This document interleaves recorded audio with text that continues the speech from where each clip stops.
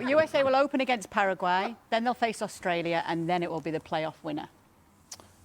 That's very doable. And they have played those teams, and it's a point that I think both Hercules and Casey made. They have played both of these teams in preparation. So when we were saying around those games, hey, these are the sort of teams that they're going to play in the World Cup, they're actually the teams that they're going to play in the World Cup. So there is knowledge, there is understanding, there is scouting. You've actually had experience playing against this team. To Shaka's point, that means that these other teams have also played against the United States, and they have knowledge, and they have know-how, and they have experience. So it goes both ways. Regardless, it's a very, I think, as compared to what it could have been, a very good group for the United States. Okay, let's get to what's looking like the group of death then. Group I, Norway, France, Senegal, and the winner of playoff 2. How feelings on that, Jules? I mean, you say group of death. I mean, we should remind everybody that the best third are going to qualify. So whoever is that fourth team, if they get beaten by Senegal, Norway and France, 3 points might be enough, to be fair, to still qualify. However, it's true that this is tough, Senegal and Norway. Senegal are maybe the most complete of African teams with Morocco in terms of the talent that they have, a bit of everywhere. I mentioned Sadio Mane earlier. There's a few players who play in the Premier League that we see a lot, who live here in England, like Ismail Assar, obviously, Pape Matar Sarr, or Iliman Ndiaye at Everton. So there's a lot of experience there. Papicho is a very experienced, I think, head coach for this team, certainly what they're doing. So let's see what they do at AFCON later this month and in January, what kind of momentum they get and they gain towards the World Cup. But it's a special game because, as we've said earlier, the ties between the two countries. And then Norway, I think there's one way to see it. It's Mbappe against Haaland, as we said earlier. It's going to be great. The physical challenge that Norway will present, this French team, will be very interesting to see how Deschamps deals with it. If he keeps the 4-2-3-1, if he goes with maybe a strengthened midfield with a third player there, it'd be very interesting. But obviously, this game is going to rely a lot on Mbappe and Haaland to win it for their team. If France, the order is going to be Senegal, then the playoff team, and then Norway last.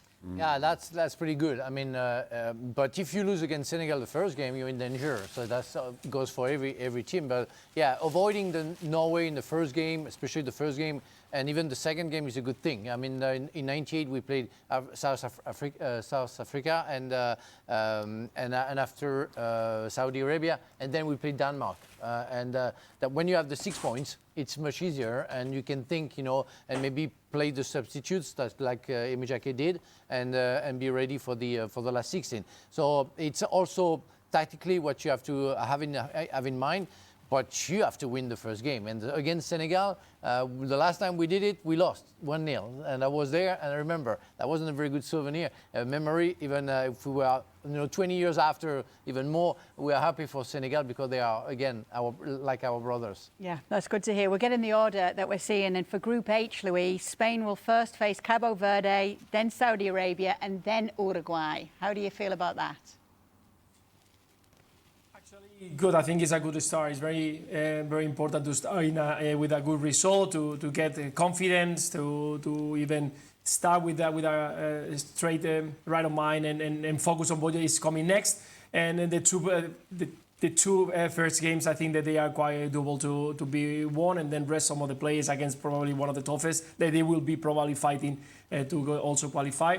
Let's not forget that Spain has to play the Finalissima in March, so not talking about who are the players who are going to be involved in the World Cup because it's going to be difficult, so still a long way to go. But I think that this group is actually quite decent for Spain to be qualified and continue on the road of the World Cup. Luis, you were dancing a minute ago, now you're getting serious. This is a tap-in, baby.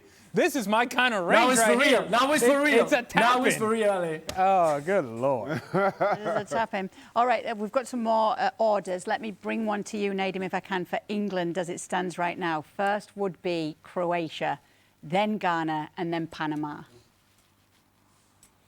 Ooh, okay, interesting. I think Panama being the third game, if England do You'll have be issues out after the second game. Relatively happy with that. Jules. Thanks, Jules. Jules, tranquilo. Take it easy, Jules. But yeah, having Panama as that third game is a nice little buffer just in case the worst does happen. But I don't anticipate that being the case. So yeah, it's good that that's the order. But I think England handle business, start strong, continue strong, lift the trophy, get on the flight. It's coming home. Oh my goodness. Okay, if, and the big if, Gab, but let's just humour it. If Italy are to make it, this would be the order for them. Canada, then Switzerland, then Qatar. Does it matter? First of all, you're very lucky that I'm engaging with this because I am not as superstitious as most of my countrymen are. But yes, purely hypothetically, the qualifier from UEFA Playoff Path A, I think that would probably be a fairly good way to get into it because you can draw the first game, then get all paranoid. And so you end up drawing the second game or even losing the second game because it is Switzerland who loves to screw over Italy whenever they can.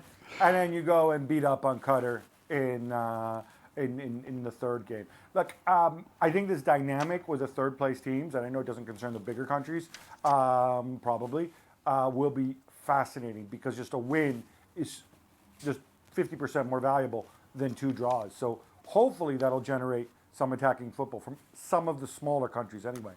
Can we talk about the fact that it is Haaland against Kylian Mbappe, though? I think that's... Don't, because Frank gets annoyed. They're going to be on the other side of the field. They're going to shake hands at the beginning of the game, and then they're not going to see each other. No, I don't understand. But you know it's going to be the headlines, isn't it? Yes, of course it is. It has to be. I mean, those people are the most valuable players, and we all know that people, they come to the stadium because they want to see players like that, and it's going to be very interesting. And those players, they are machines in terms of scoring goals, so it's going to be very interesting. But I mean, talk to Konate, Saliba, Upamecano, and they're not going to agree with that. And the other side, I don't know who's going to play centre back for Norway. They want to shut down, Mbappe and or Haaland. So it's going to be very interesting to see the two forces, fighting against each other.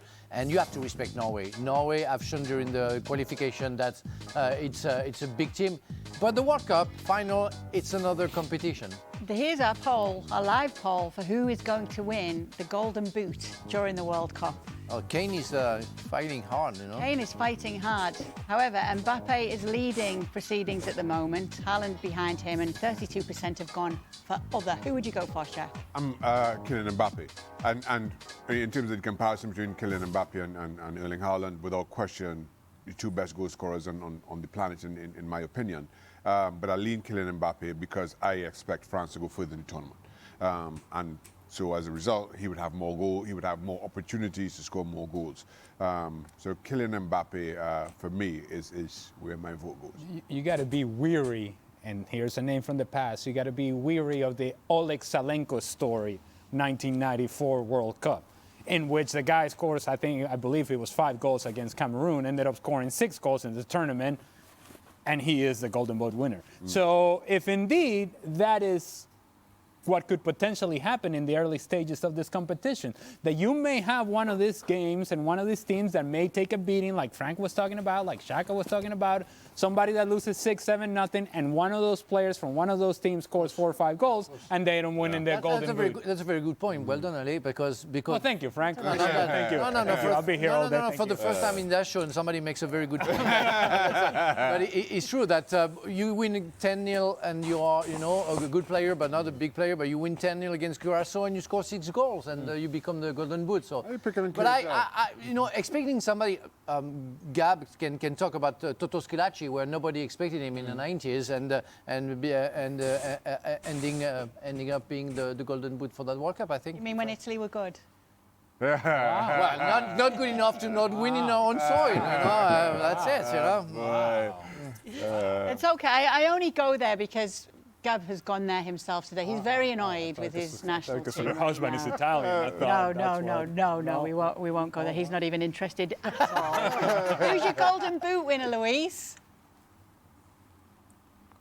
Lamine Yamal. Yes, I think he's got everything ability. No, I was thinking about it, Lamine Yamal, but I don't think that Lamine Yamal is one of those top scorers. He's more a threat. He's more a player who can create and assist more than he doesn't have that something that you need to have to be a top scorer. He can be, of course, because he's so much talented. But I think that right now, the way that we see every single weekend, Kylian Mbappe, if he continues with that confidence, I think he could be the main man. Okay, we're getting some nice little stats here coming to us in terms of Group C. Brazil all-time against teams in Group C. That's what we're looking at from Alex and our research team. Brazil's unbeaten in 9 matches all-time versus CONCACAF teams in the FIFA World Cup. Well, and I can tell you, again, as I mentioned earlier in the broadcast, that I was following Brazil with my dad and my brother in the World Cup in '98, and they played against Scotland in the opening game. They played against Morocco, and other than Norway, because Haiti is the 4th team, it would have been exactly the same group. And I look at this group for Brazil, and while you can make the argument that maybe Scotland could be a problem, maybe, they're looking at this and thinking, pretty good. Pretty good. I'm thinking about Haiti, and you have to imagine that they would do some damage there. I think they're significantly better than Scotland, and I think they'll be better than Morocco. If you're thinking about Brazil and you're thinking Carlo Ancelotti, it's a very good group. Yeah, we're going to talk about the odds as well. So they've changed now since the draw has been made, and it's a bit more favourable for some of the teams. England are favourites now? Well, they're doing a little better, maybe, than they were. I think France as well, things have changed for them too. But yes, in terms of the odds, things will always change when it comes to the groups being drawn and how that path will look for them. I think we're going to get them to you. We will at some point. Here we go. This is what we're looking at. It's more a numbers game at this point as it stands, but that's what things look like at the moment. Who wants to say something there? Was that Gab? Yeah, sorry. This is all right. First of all, I'm happy that Italy are 30-1 because just remind everybody, Italy haven't qualified. UEFA playoff class A has qualified. Then they get drawn into this horrible group with France and Senegal, which is soon going to be tough. And then their odds get even shorter. It gets even likelier. How does that work? I don't know. Well, don't make them. It comes from the same people. It comes from England, you know. That's a question for Dom, Gab. Percentages. They sound more like Shaka's power rankings. It's the algorithm. The algorithm, yes. We missed the power rankings this week as well. Why are you going back there? Oh, it's just, maybe we should have double duty next week, Shaka. On the power Let's keep rankings. it moving. Let's talk about Italy. Not We can get to that. We actually have someone from England joining us now just to boost things up a little bit. Who's that? It's Mark Ogden. Oh, Yes. Mark Ogden's ready. He's standing by. There he is. so look. cheery, so there for the happy, big event, so all dressed up. He's already Yeah. at the airport. Mark, what's your reaction to England's Group L? Well, it's not an exciting group, is it, in terms of box office, but it's a group that England should get through. Croatia again, 2018, Euro 2020. I think they played Panama in 2018 as well, 1-6 past Panama. Ghana, Mohamed Kudus, it's, Thomas Partey. They're not the strongest teams. I think England will be happy with that group. But again, it's not Scotland have got a great group in terms of excitement, but from England's perspective, it's a group they should win and progress through to the next round quite comfortably. Oh, Mark, tell us what it was like to be there today. I'm sure you were lapping it up. Oh, I loved every minute of it. It was fantastic. It was just kept looking at my watch. When's it going to finish? When's it going to start? It was an event that. What was the standout? What was the standout moment? It wasn't. The end. Well, it was just a case of like, when is it going to start? It was. I think when Lauren Hill came on, that was 20 minutes after the draw should have started. It was like, well, Lauren Hill's a little bit kind of after we should be started here. So what struck me was the fact that everything seemed to be from the 1990s. I mean, you'll remember this K. It was like Lauren Hill, Robbie Williams, Heidi Klum. I felt like I'd been transported back into 1995. Yeah, you'd like that, wouldn't you, Frank? If we could transport back to the 90s. Yeah, that would be great. I was famous. I must say, I'm going to be fair to Mark. Any questions for Mark? No, I'm going to be fair to Mark. I don't, and this is more of a question to our producer, our coordinating producer. I know they're watching. If we're going to pump an event up, I don't think that we send Mark. Let's be honest. I don't think Mark is a personality to really liven things up. He was really into the Lauren Hill song. Slugging my pen. It's not fair to you, Mark. I'm just saying, it's not fair to you. He's an excellent journalist. Of course we'll send him. A journalist, yes, but not a cheerleader. I could get excited about Scotland's group. Scotland's group's amazing. Brazil again for I think the 5th time in 8 tournaments. So I'd be excited if I was Scottish, but well, I wouldn't be excited because I'm going to get knocked out in the group stage. But I think, Like I said. Have you got any questions for Mark, guys? Anything you'd like to know? No, go home. Mark, I mean, it's a real spectacle to put on, to be honest. Like some of the names you're saying, some of the celebrities we've seen there today, they've gone all out. It's very American. Mark's not impressed by that. they asked him autographs. Mark's not Sorry. impressed by the village people. No, listen. What impressed me most was an Iraqi journalist coming up to me and saying, I watch you guys all the time in Iraq. So ESPN FC is a huge show in Iraq. So that was a flattering moment for me and all you guys as well to know that we're big in Iraq. Look at that. Ah, Billy. I knew I was Austrian famous. Lauren Hill, No one ever Heidi gets to Klum in say the they're room, big in Tom Iraq. Brady, and we've got people coming up to Mark Ogden recognising him. Look at that.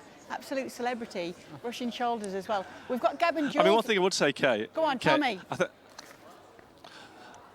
No, I think it's what is interesting is going to be the next 24 hours in terms of where the games are played, because we know that, you know, I think it was a big thing that England are on the East Coast for a start. They're not having to play down in Mexico. They're not having to play on the West Coast. I think they're really happy to be on the East Coast. I think there's one game in their group which could be in Dallas, but the rest are on, I think, Toronto, Philly, Boston, New York. So that's what the English FA wanted. Both the time zone helps them in terms of broadcasting back home, in terms of like just the climate. And we all know that the US climate can be very unpredictable. It's the least worst option for the England team to be on the East Coast and be down south or on the West Coast. So I think they're happy where they're based in terms of the group. We'll find out tomorrow exactly where they're playing, but we know geographically where they're going to be, and I think they'll be happy with that. Mark, what about Group I, Norway and France and Senegal all in the same group? Well, I remember France-Senegal back in 2002, the first game of the tournament, when, I don't know, was Frank around then? Was Frank playing or maybe not? I'm not sure. I know that Senegal won that game. It was a huge shock. but they're the best team in Africa, obviously Norway with Erling Haaland. That is a really, really tough group. I think France will get through. But what a group, Mbappe versus Haaland in the same group. I mean, that is, talk about box office. We're all talking about Messi and Ronaldo at the World Cup, but Haaland's there for the first time. Haaland v Mbappe. That is a great clash that we can look forward to, France versus Norway. See, Ali, I'm building this up now. Talking, it's when you talk about England, it's hard to get excited. Everything else is great.